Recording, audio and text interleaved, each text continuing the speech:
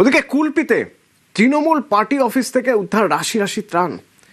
অফিসের দোতলার গোডাউনে মজুদ ত্রাণ কতটা না 30 বস্তা কম্বল, চাদর, শাড়ি বাজেয়াপ্ত করা হয়েছে।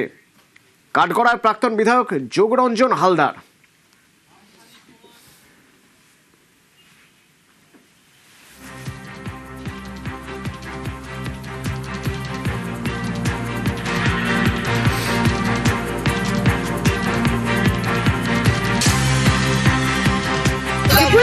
এইরকম দুর্নীতি চলছে, আমরা তো ভেতরে কিছুই জানতে পারছি না।